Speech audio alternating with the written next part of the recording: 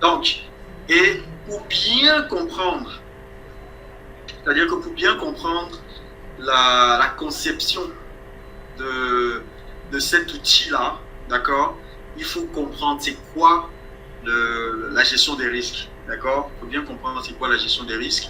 Et on a il y a des référentiels qui peuvent vous aider à mieux le mettre en place et à mieux l'appréhender, à mieux l'approprier, notamment le COSO ERM2, qui est un cadre de contrôle interne mais axé sur la gestion des risques. Il y a aussi le cadre de contrôle ISO 31000 qui est sur la gestion de ça aussi, c'est un cadre que vous pouvez utiliser. Voilà, mais nous on a pris le COSO ERM qui vous permet en fait de bien comprendre comment est-ce que le risque peut être géré dans l'entreprise et quels sont les différents objectifs. Parce que vous avez compris tout à l'heure dans l'exemple que j'ai pris, les risques que j'ai identifiés, c'était par rapport à un objectif précis. D'accord? L'objectif ici que j'ai cité, c'était l'organisation de mon webinaire. D'accord? C'est par rapport à cet objectif-là que j'ai identifié mes risques. Donc, la première mission qu'un bon manager des risques doit faire, c'est identifier les objectifs de l'entreprise. D'accord? C'est la première mission. Et non seulement les objectifs généraux, c'est-à-dire qui découlent de la vision, de la stratégie, du plan annuel, du plan triennal, toutes ces choses-là. Et maintenant, des objectifs spécifiques, parce que chaque année, vous avez un budget que vous faites et par rapport au budget et aux objectifs que la direction générale a fixés, chaque entité va avoir ses objectifs suivant la lettre, selon le cadrage budgétaire qui a été fait. Chaque entité aura ses objectifs et par rapport à ça, chacun va mettre son plan d'action, tout ça. Voilà. Donc, il faut maîtriser tout ça là. Donc, tout ça, ça va te permettre d'identifier, de commencer l'identification, des risques. Ok, d'accord. Ah, Steve est de retour. Salut Steve, bienvenue. Dawa, Youssoufa, bienvenue. Paul, bienvenue. On a déjà commencé. Voilà. Donc avec le COSO ERM, donc vous avez cet outil qui vous permet de bien identifier tout le monde de l'organisation à partir des objectifs et des éléments du dispositif qui vont partir de l'environnement de contrôle jusqu'au pilotage. D'accord? Et vous comprenez que ça touche tout le monde, donc filiales, unités opérationnelles, divisions, voilà. Okay? Donc ça touche tout ce monde-là. Donc il faut bien comprendre que la CARTO, c'est donc comme document qui est un peu le point d'ancrage, le point de départ de la gestion des risques. Et pour y arriver, c'est d'abord les objectifs. Il faut savoir ce qu'on veut. Quand on ne sait pas ce qu'on veut, quand on ne sait pas où on veut aller, on ne peut pas définir les risques. D'accord? Il faut savoir où vous devez aller, même dans votre boulot ou dans vos tâches que vous effectuez tous les jours au bureau ou à la maison. Quand vous arrivez, vous avez des objectifs annuels, vous avez des objectifs dans la journée, vous avez des objectifs mensuels, vous avez des objectifs hebdomadaires, journaliers, quotidiens. Voilà. Quels sont les éléments qui pourraient m'empêcher d'arriver ici, tu as une réunion, il faut que tu sortes de tôt, il faut que tu mettes le carburant. Bref, c'est un peu ça, de façon basique. Hein. Ok, c'est bon, je ne veux pas que je sois déconnecté. Voilà, donc il faut un peu maîtriser les cadres de gestion des risques, notamment le COSO ERM ou le ISO 31000 pour la gestion des risques. Ça va beaucoup vous aider pour la gestion des risques. Voilà, ok. Ensuite, alors c'est quoi les objectifs de cette cartographie des risques? J'ai commencé déjà un peu à les citer. Hein. Donc globalement, c'est quoi? C'est identifier l'ensemble des risques. Donc les risques, vous avez des risques bruts, vous avez des risques résiduels. Les risques bruts, c'est ce qu'on identifie de façon intrinsèque, voilà, sans identifier les contrôles qui sont déjà en place. Ça, c'est le risque brut. Donc, tel qu'on le voit, voilà son risque, voilà son impact, voilà sa probabilité. Maintenant, après avoir identifié ces risques-là, il faut identifier les contrôles, le dispositif qui est mis en place, enfin, qui pourrait être mis en place ou qui pourrait être là pour gérer ce risque. Est-ce qu'il existe? D'accord? S'il existe, est-ce qu'il est efficace pour gérer ce risque? S'il n'existe pas, il faut le mettre en place. S'il existe, vérifier son efficacité et peut-être le modifier après. Voilà. Donc, Ça vous permet donc de définir ce type de risque-là, et puis ça vous permet de mesurer l'importance des risques. D'accord? Parce que des risques, autant le risque 1 que j'aurais identifié chez Steve, le même risque que j'aurais identifié chez Samuel ou chez Capistran n'auront pas la même valeur, le même degré d'importance en fonction du manager, d'accord, ou en fonction des objectifs intrinsèques que eux se sont assignés. Ça ne sera pas la même, ça n'aura pas la même criticité, d'accord. Donc, il faut bien comprendre ça. Après, maintenant, quand il s'agit d'élaborer, vous élaborez une représentation graphique en fonction de l'impact. D'accord? Donc, vous aurez les couleurs qui vont vous dire rouge, c'est très grave, et puis vert, ça va plus ou moins. L'objectif, c'est que vous partiez des risques qui sont rouges pour les ramener au jaune, et ainsi de suite. Donc, il faut mettre tout un plan de mitigation par rapport à ça et se rassurer que ceux qui sont au vert restent au vert. D'accord? Voilà. Et donc, ça va vous permettre de donner une impulsion parce que vous pourrez, avec l'outil qu'on va vous présenter, vous pourrez sortir une cartographie des risques par entité. Ça veut dire que vous pourrez dire, par exemple, pour la DAF, ou bien pour la direction juridique, pour la DRH, ou la supply chain, ou la direction des usines, je ne sais pas quoi. D'accord, vous pourrez sortir une cartographie pour cette direction. D'accord, et ça vous permet de déployer un truc assez précis par rapport à cette entité-là. D'accord. Et derrière, ça permet non seulement au contrôleur interne et à l'auditeur interne de faire leur contrôle, d'établir leur plan de contrôle et même les rapports.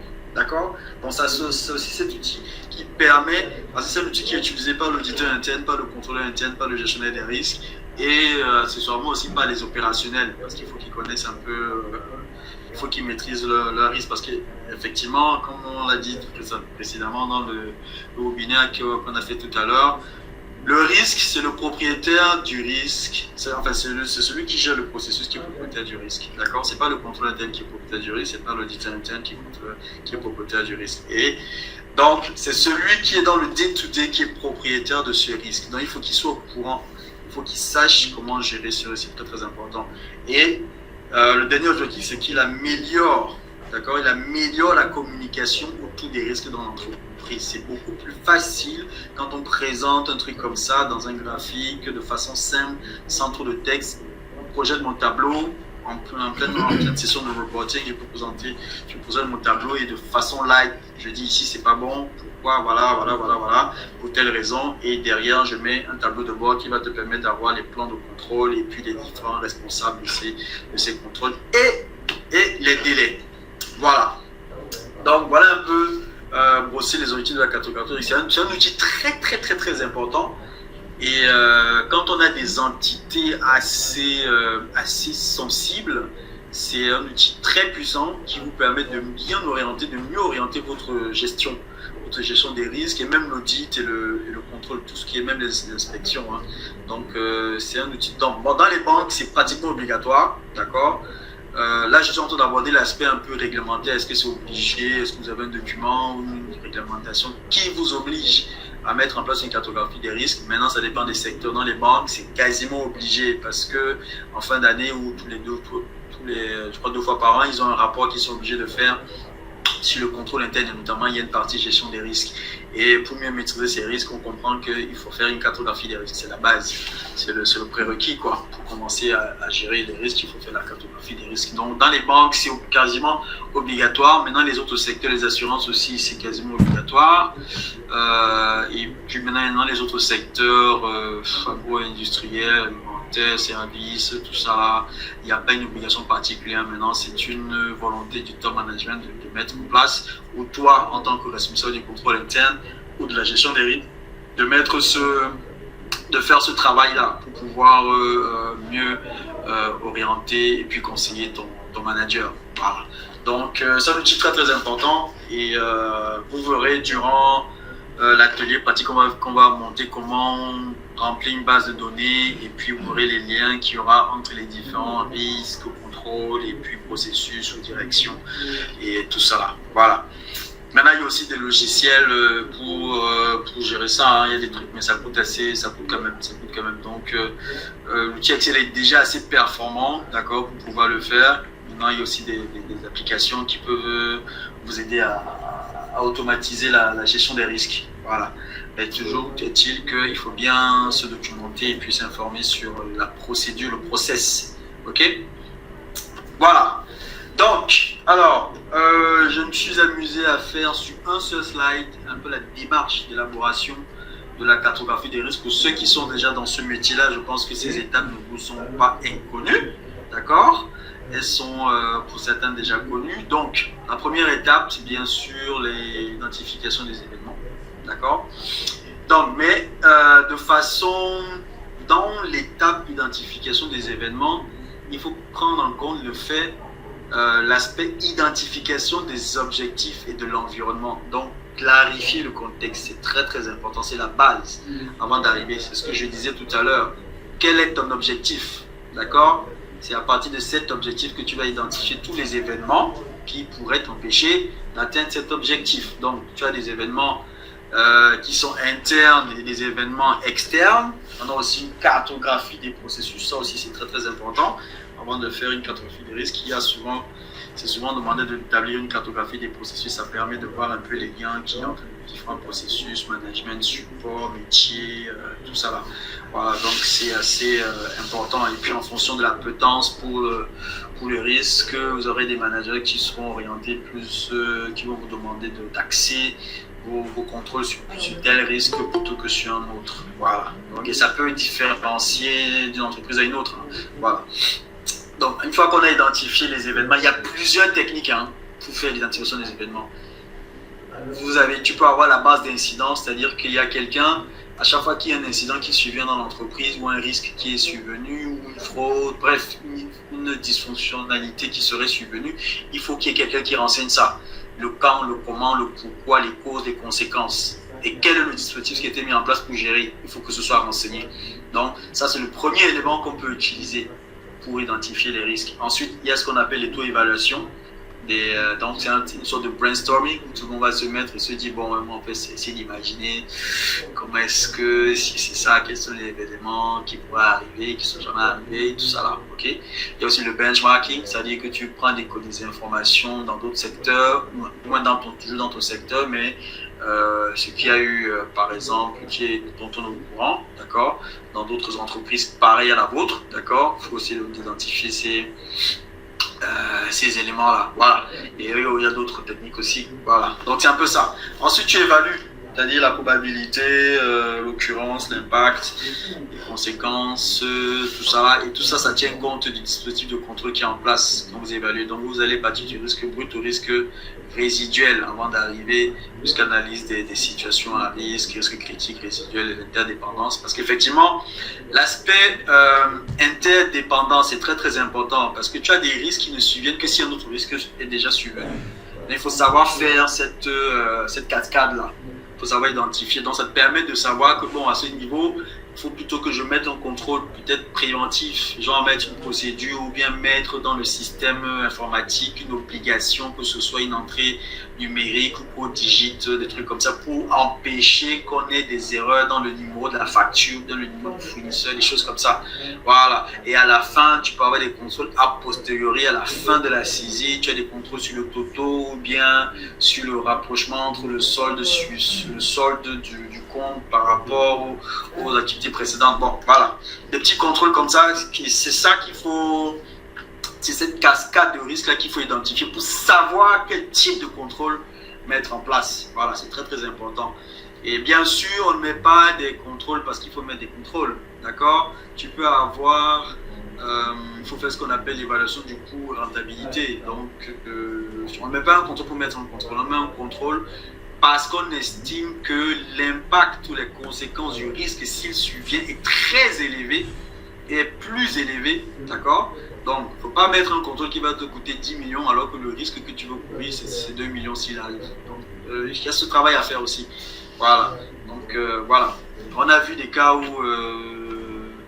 tu as des entreprises et banques qui ont mis tout un dispositif de... Comment on a cité quoi encore? C'était la carto. Ouais, un outil pour gérer la carto, mais personne ne savait utiliser. Les gars sont revenus, sont mais il n'y a pas eu de suivi, il n'y a rien, donc ils avaient payé des millions et puis l'outil ne servait à rien, quoi. Voilà. Donc il faut faire attention à ça. Ensuite, on arrive à la modélisation. donc cartographie. Donc il y a plusieurs types de schémas. Hein. Pour la cartographie, on va vous présenter un modèle là, mais c'est pas le seul modèle, il y a plusieurs modèles. Hein. Il y a plusieurs modèles de présentation, même plus standard. C'est celui qu'on va vous présenter tout à l'heure là. D'accord. Voilà, c'est celui-ci hein, qui est le plus standard. Maintenant, il y a aussi celui-ci. Il y a l'autre aussi qui est en cercle, je ne sais plus comment on appelle ça. Voilà, donc c'est un peu ça. Donc, et puis à la fin, tu as, après la carto, obligatoirement, tu as le plan de maîtrise des risques, d'accord? Donc, tout le dispositif qu'on va mettre en place pour prévenir et protéger. Et notamment venir après s'il y a un risque qui est déjà survenu. Il faut qu'il y ait un dispositif qui soit mis en place. Voilà. Donc, du coup, vous comprenez que cette carto va nous amener à mener une réflexion sur le dispositif de continuité de l'entreprise, dans le plan de continuité. D'accord? C'est une incidence ou c'est une conséquence un peu de la cartographie des risques. Parce que si maintenant le support métier, les process métiers sont en danger, parce que c'est eux qui nous permettent de dire que bon, on est là parce que, voilà, s'il y a un souci à ce niveau, qu'est-ce qu'on fait? Ou alors les processus support qui sont stratégiques, notamment les technologies d'information, les réseaux informatiques, des choses comme ça. S'il y a un coupure, qu'est-ce qu'on fait? Est-ce qu'on a prévu un plan de continuité? Ouais, qu'il y a derrière une réflexion à ce niveau-là. Donc il faut se rassurer qu'il y a un plan de continuité qui est mis en place, parce que ça aussi, c'est un événement qui peut m'empêcher d'atteindre mes objectifs. Que s'il y a coupure d'énergie, s'il y a coupure de réseau, s'il y a attaque sur le réseau, s'il y a incendie, s'il y a machin sur tel site, qu'est-ce qu'on fait? Est-ce qu'on a mis un plan de continuité par rapport à ça? Ça, il faut se rassurer de ça. Ok. Donc, voilà un peu brossé de façon très légère hein, la démarche d'élaboration, mais vraiment la cartographie des risques de façon pragmatique, ça dépend de la taille de l'entité, de la complexité du business et puis de la compétence des gars qui le font. Quand ça peut prendre entre 1 mois et 3 mois hein, pour monter une cartographie, ça dépend. Maintenant, si c'est un environnement où on n'a jamais identifié les risques, on n'a jamais fait ce travail, ça va prendre beaucoup de temps. Voilà, ça va prendre beaucoup de temps, entre 3 et 6 mois. Voilà. Bon, ça dépend aussi de l'équipe, si on met beaucoup de gens, ça peut aller plus vite. Mais bon, voilà, ça dépend de l'environnement, quoi. Ok, donc ici, je ne sais pas si vous voyez très bien, je vais essayer un peu d'agrandir. Voilà, ça c'est un peu un fichier sur lequel on part pour identifier les risques, d'accord? L'impact, la probabilité, ça c'est un peu le risque brut si on peut dire, ok? Une description des contrôles liés à ces risques-là, d'accord? On évalue ces risques d'efficacité, si c'est médiocre, faible, bonne, ok? À partir de là, le plus important c'est que la personne à qui vous allez présenter ça sache le lire, c'est tout. Voilà, donc maintenant vous faites ça comme vous le sentez. Voilà. Et puis à la fin, à partir de là, quand vous faites ce truc-là, ce truc, on aboutit à ceci. Voilà. Ok. Et puis vous avez. Donc vous, votre politique, c'est quoi? C'est de partir d'ici à ici. D'accord? Donc c'est ça votre plan. Maintenant, ça va prendre combien de temps? Ça dépend de l'environnement, ça dépend des compétences, ça dépend de beaucoup de choses. Voilà. Donc l'idée, c'est quand tu fais ta carto en début d'année ou en fin d'année, à la fin, tu as ton plan de maîtrise des risques et ou alors le plan de contrôle, le plan d'évaluation, le plan de mitigation, le plan de correction. C'est ça plusieurs termes. Voilà. Et à l'intérieur, c'est de partir d'identifier cela, de mettre tout un dispositif pour pouvoir mettre en place des contrôles, les évaluer, machin, et puis au bout de 6 mois, au mois de juin, juillet, on refait une autre évaluation pour se rassurer que ceux qui sont ici, ben, s'il était là, il faut qu'il arrive au moins là, ou bien qu'il arrive dans le jaune. Et voilà, et ainsi de suite. Donc toi, en tant que manager, ça sera ton travail de te rassurer que ceux qui sont en rouge là passent au jaune, ainsi de suite. Voilà. Et on peut le faire pour chaque entité, pour chaque direction. Comme ça, quand tu fais tes reportings mensuels, tu peux renvoyer aussi des tableaux de bord de chaque entité. Bon, voilà ton niveau pour la gestion des risques. Voilà où est-ce que tu en es. Où est-ce que le suivant n'a pas bougé. Tel contrôle n'a pas été fait. Voilà. C'est un peu des choses comme ça. Voilà. Ok. Notez bien vos questions. Je passe la parole à Capistran. Et on prendra les questions-réponses juste à la fin. Merci. Capistran, je te passe la parole. Merci Olivier, merci à tous. Nous allons laisser quelques précisions dans le commentaire pour ceux qui sont intéressés pour les différentes thématiques que nous avions abordées depuis ce matin. Donc la formation commence le 3 mars. On travaillera généralement 2 week-ends. Okay, pour le premier thème, c'est prévu le 3 et le deuxième thème est prévu le 9. Donc en commentaire, vous allez voir ici les informations par rapport à cela et le lien du formulaire pour ceux qui veulent directement intégrer l'effectif pour pouvoir bénéficier de la formation et aussi des outils qui vous seront ici communiqués à la fin. Donc j'ai laissé dans le commentaire le lien, si cela vous intéresse, vous pouvez directement vous enregistrer pendant le webinaire et là on va vous prendre en charge après ce webinaire pour pouvoir ici réserver votre place la semaine prochaine. Donc je vais ici encore, je vais partager mon écran pour qu'on essaye de voir ensemble. Voilà. Ok, j'espère que c'est partagé. Ok. Voilà, donc comme je disais ici, le premier thème, elle s'appuie sur le COSO, voilà le pass qui est 150 000 francs. Ok. Acquisition de l'outil plus attestation du 2 au 3 mars. Voilà, 2 au 3 mars, on aura 2 jours de travail intense pendant 10 heures de temps, de 9h à 15h. Et le deuxième thème ici, dont nous avons choisi ce jour pour le faire. Bref, c'est le gratuit, mais le payant sera ici du 9 au 10 mars. Voilà, pas 150 000 avec acquisition de l'outil plus attestation. Voilà, donc voici ici les différents programmes pour la semaine prochaine et prochaine. Donc du 2 au 3 mars, la formation sera basée sur comment suivre son dispositif de contrôle interne dans le cadre COSO. Et du 9 au 10 mars, ce sera ici comment mettre en place sa cartographie des risques et son plan de correction. Là, c'est une formation vraiment pratique. Voilà, donc on va donc ici vous présenter l'outil en question, puisque dans la formation que nous aurons ici, je crois le 9, oui, je reviens encore sur le programme, oui, le 9, voilà, vous verrez comment mettre en place cet outil, comment mettre en place une cartographie des risques et comment suivre ici ces risques par différents processus. Alors dans la présentation ici, nous allons voir ensemble comment suivre le niveau de chaque risque par direction, par service, par composant et bien d'autres. Ici, par macro, autant pour moi. Ici, nous avons regroupé les processus par macro-processus, par type de processus. Voilà, ça dépend de vous. Vous pouvez appeler ça les différentes tâches ou le type de tâches. Okay? On peut adapter cela en fonction de vos données que vous avez en interne. Alors ici, je peux avoir la possibilité de choisir la direction. Si j'ai plus de direction, je choisis d'abord la direction, le service, le département, la section. Et je peux me permettre de choisir ici la macro-processus, s'il y en a. S'il n'y en a pas, il n'y a pas de souci. Je choisis ici le type de processus. Ça, c'est un cas pratique que nous avons implémenté en interne dans l'entreprise, où ici, vous avez les différents types de processus. Processus de type opérationnel, pilotage, support. C'est pourquoi je parle de type de processus. Donc, dans chaque processus, on a des types de processus. Dans la macro, le type, je choisis ici le type de processus, par exemple le processus opérationnel. Et là, j'aurai ici les informations par rapport à ce type de processus. Là, je peux choisir l'activité, par exemple, ou je peux commencer d'abord à choisir l'activité, si je le veux. Voilà, avant de choisir maintenant ici la macro, le type de processus, le processus, d'accord? Alors ici, je me rends compte que quand je choisis ici de contrôler, par exemple, ce risque-ci, avant l'action, c'est-à-dire avant ma première ou encore après ma première mission d'audit, le risque était moyen. Voilà, j'ai appliqué des recommandations et je me rends compte qu'après ma deuxième mission d'audit, le risque est maintenant élevé. Ça veut dire qu'il y a un problème. Alors ce risque a varié de combien? De 3. Ça veut dire cela qu'on est passé de 6 en termes de criticité à 3. Voilà, c'est vrai quand même qu'on a un peu diminué parce que la criticité initiale était à 6. On est revenu à 3. Oui, c'est quand même bon. On est descendu de 3 niveaux. Mais en ce qui concerne ici dans ma matrice, ici j'étais en moyen, mais je deviens ici, il devient très élevé en termes d'impact.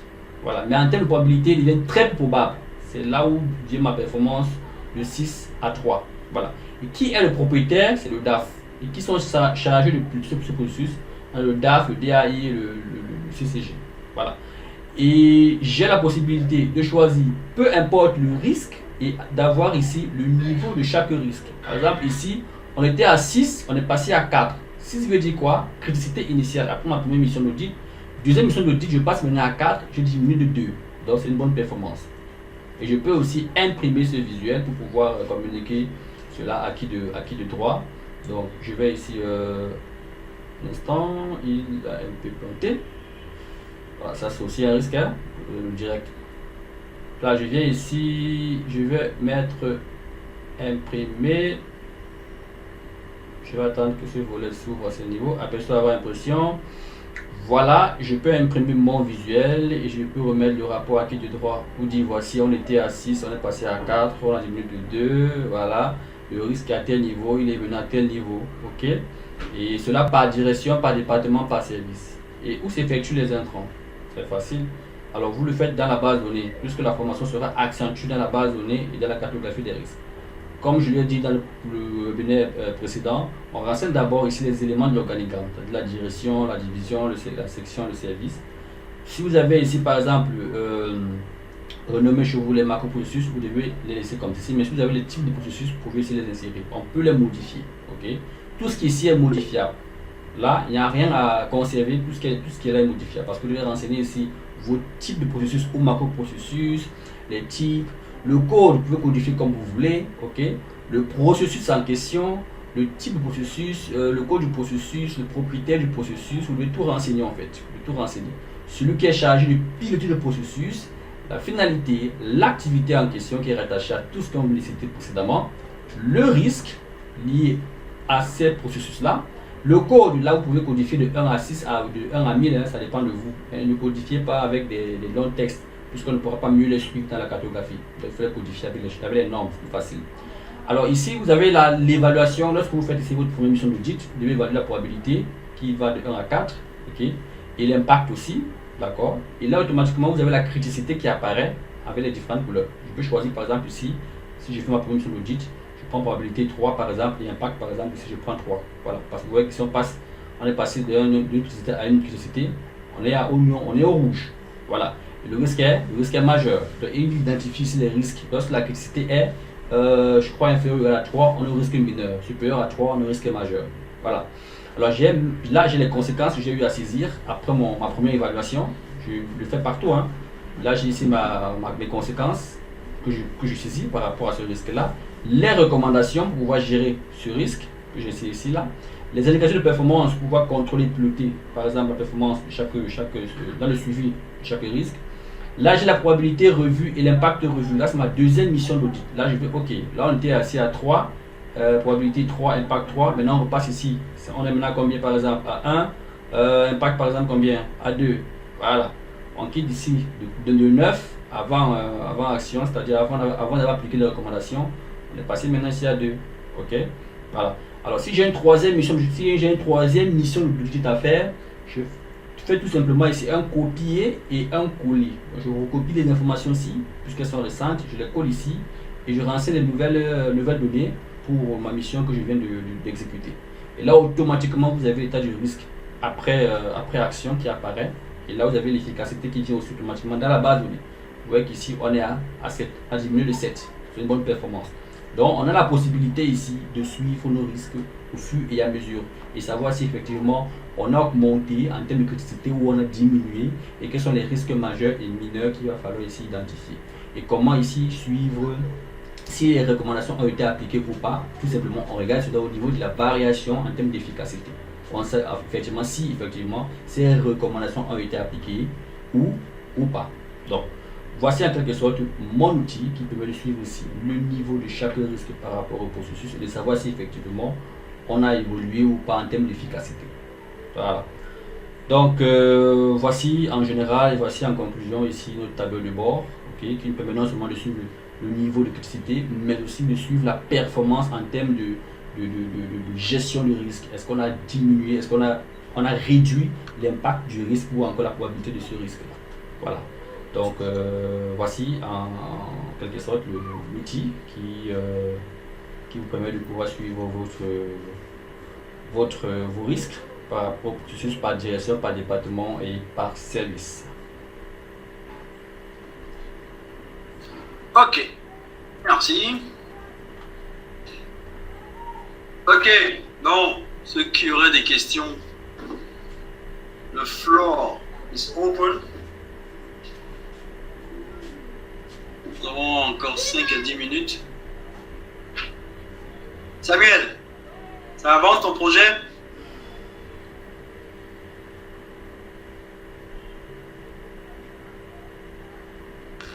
Oui, ça passe lentement mais sûrement. Là, C'est le bon. plus important. C'est bon. Oui. C'est pour ça que lorsque je vois les liens, je viens suivre pour parfaire mon argumentaire. D'accord. Ouais. Ok.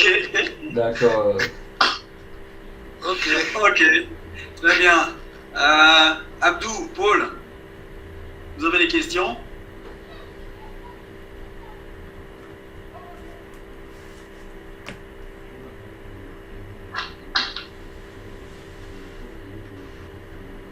Non, ça va? Je Ok. pense que ça va Bon, pour j'ai moi. mis un message collectif là pour laisser nos numéros, le numéro de Capistran et le mien pour ceux qui voudraient avoir la présentation, le PowerPoint qu'on a fait là. Et ceux qui voudraient s'enregistrer, bon, s'enregistrer, il y a déjà le lien de la plateforme, du formulaire pour ceux qui veulent s'enregistrer à l'atelier pratique. Voilà. Et voilà. Donc, si vous avez des questions ou d'autres sujets, nous sommes ouverts à vous accompagner. Voilà. Donc, Paul, c'est bon? C'est bon, Paul, tout est clair? Abdou, c'est bon, tout est clair? Ah bon, ok. Oui, pour l'instant, ça va fixer. Ok. Ah, ok, d'accord. Bon, merci. C'est génial. C'est comme ça, on est tout content. Ok, Steve, ravi de te revoir. De te voir encore parmi nous, c'est gentil d'être là. Merci. D'accord. Ok. Bon, Capistran, je ne sais pas. Attends, il y a un truc là. Ah, ok, d'accord, ça va. Bon, ok. Capistran, je ne sais pas si tu as quelque chose à ajouter. Non, ça va. Sinon, on peut dire. Voilà. Ok, d'accord. Bien, merci à tout le monde qui vous êtes libérés de tous vos agendas très très compliqués pour assister à ce webinaire. Merci beaucoup. Et en fait, on a ces deux thèmes-là, contrôle interne et gestion des risques, on essaie de programmer ça chaque mois. Sur une longue, on a décidé de faire ça sur 6 mois pratiquement, on va faire ça chaque mois pratiquement. Donc, ceux qui n'auraient pas pu assister ou bien ceux qui ont assisté, qui a des petits manquements ou bien des choses encore approfondies pourraient toujours participer. Et puis, voilà. Et donc, derrière, toujours, il y a un atelier payant. L'idée, c'est de mettre à disposition cet outil très performant que nous avons conçu sur la gestion des risques et puis sur le suivi du contrôle interne. Voilà, après la formation, quoi. Maintenant, s'il y a un besoin particulier pour vous d'être accompagné dans l'entreprise ou de façon individuelle, bon, vous nous contactez et nous serons disposés à vous accompagner. Voilà. Donc, ok. Bien, merci Abdou, merci Paul, Samuel, Steve et puis les deux autres qui sont partis, je sais plus quel était leur nom. Merci à vous et je vous souhaite un bon week-end. Nous restons ouverts et on soif. Bon week-end à tous. Bon week-end tout le monde. Merci. Merci à vous aussi. Bon week-end. Ok. Merci.